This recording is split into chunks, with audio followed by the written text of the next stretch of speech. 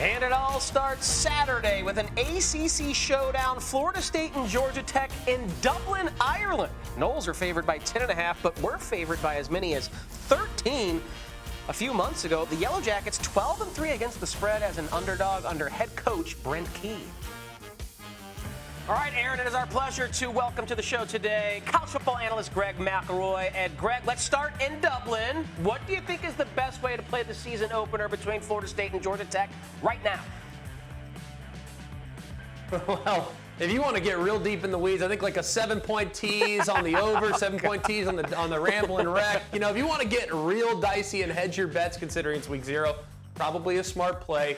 Don't get too aggressive. We really don't know who these teams are, but the safer play at the moment is probably on Georgia Tech catching double digits. And I know that line is steamed. We saw it open up, nearly 2 touchdowns, all the way down in and around 10, 10.5, depending on where you look. I feel a little less comfortable with it now. But if you look at Georgia Tech, they bring back most of their offensive production. And one thing they have, guys, they have tremendous team speed.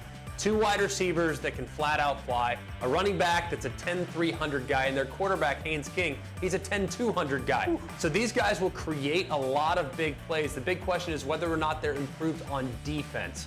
And that was a huge problem for them last year. So that's why I kind of like the over, but I'd take the Rambling Wreck plus 10, 10.5. All right, and let's look ahead. ESPN Bet has a prop out there of 1.5 ACC teams to make the playoff. Do you think that could go over or under there? I would lean towards the under there, Erin. I think part of it is Clemson. I mean, Clemson's kind of the elephant in the room. They have a non-conference game against Georgia in week 1. That's a challenging game. That's going to be held against them in the event in which they get to the end of the season. They're 9-3. Hey, you lost to an SEC team there in the non-conference. They also have a game against South Carolina. Maybe South Carolina's better and gives them all they want. So I think it really comes down to Clemson. I also look at Florida State and I look at Miami. There's really 3 teams I think have a real chance. I think the winner's in for sure. The team I think is going to win is Miami. I think they have the best roster. I just think there's too many question marks right now with Florida State having to backfill so many huge departures from a year ago. But Miami checks every box you could want. They're great on both lines of scrimmage. They are excellent at quarterback with the addition from the portal in Cam Ward. They have 3 wide receivers that are outstanding, 2 that are back, and 1 that transferred in from Houston named Sam Brown. And then they have maybe the best pass rush in the ACC. So if I'm looking at all the things that you need to really make a run in the ACC, Miami checks every box. So I like Miami to get in, but I think 9-3 for Clemson, 9-3 for Florida State would have them on the outside looking in an at-large situation. All right, Greg, another interesting prop to consider, basically a parlay of the top 4 teams in the AP poll preseason to make the playoff. Ohio State, Georgia, Texas, Oregon, minus 125 is the price. Are you willing to pay that on the yes?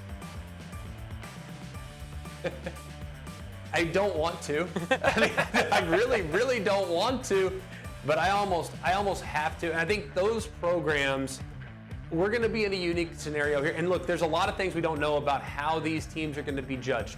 But I look at the personnel that Ohio State, Georgia, Texas, and Oregon have. Just their personnel, just their players. Take the jerseys off, take the logos off, take the Autzen Stadium and take the horseshoe out of it. I mean, just look at their players. They have better players than just about anybody. And the committee showed us last year by putting Bama in front of Florida State, your personnel is going to matter. And the best team they're going to be in. So I think when you look at what those teams have from a personnel standpoint, they have to play their way out of the playoff.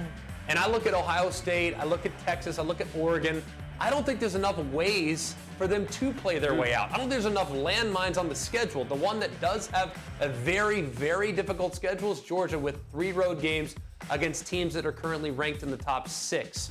But all that being said, I still think they have enough personnel to still finish the season 10-2, 11-1, which would have them in for sure as an at-large. How about the Fighting Irish? I mean, Notre Dame is a minus 170 favorite to get into the playoff. How confident are you that they'll be able to do so? I'm pretty confident, Erin. I think they're going to be in a really good spot. The problem is the schedule is just not very difficult. So I look at these teams, and I think we all have kind of trained ourselves. If you're 10-2, you're in. I don't know if that's the case. I mean, not all 10-2s are created equal. I think Missouri, if they're 10-2, depending on their 2 losses, I don't know if they're in. I think the same can be said for Notre Dame. They really need, badly, USC to be good. They really need Florida State to be good. They also, I think it'd be very beneficial if A&M was really good. Other than that, it's pretty manageable. Louisville, solid program, but it's at home. Florida State, extremely solid. ACC champs from a year ago. That game's at home. So you really are kind of dependent on everybody else. And what if you're looking at an A&M team that's 8-4? What if you're looking at an SC team that's 8-4? What if you lose to Florida State and you lose to Louisville, like you might have done last year? They lost to Louisville a year ago. Then your best win might be against an 8-4, 24th ranked USC. Is that enough to get in as an at-large? I don't know, but I think the Irish are still very well respected with what they have from a personnel standpoint, so I think they get in. But I would not be super confident about them hosting a home playoff game. So I'd love to find a number out there, maybe, on the 9 seed. If I can guarantee the 9 seed at Notre Dame, I really like that play. I haven't found that anywhere, but if anyone's willing to offer it up, that'd be something I'd probably explore. We'll talk to our people at ESPN Bet, see if we can get that out there for you. We can figure something out for you. Don't worry. Greg. We can pull some strings. All right, finally, let's talk Liberty. Shortest odds to have an undefeated season at plus 240.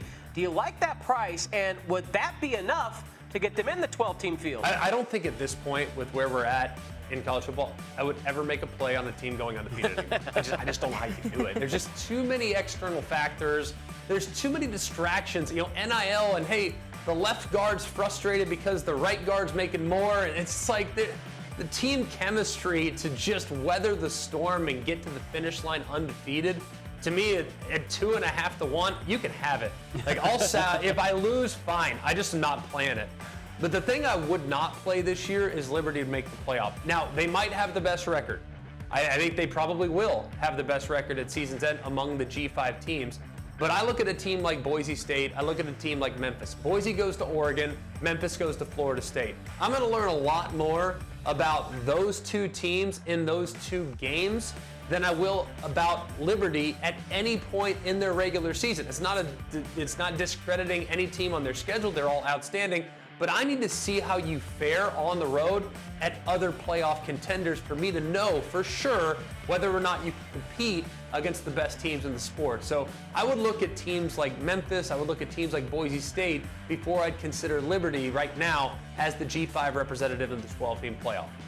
Great stuff as always from our college football analyst, Greg McElroy. We appreciate you dropping by today, and we will see you back here on Saturday morning show as the season really kicks off.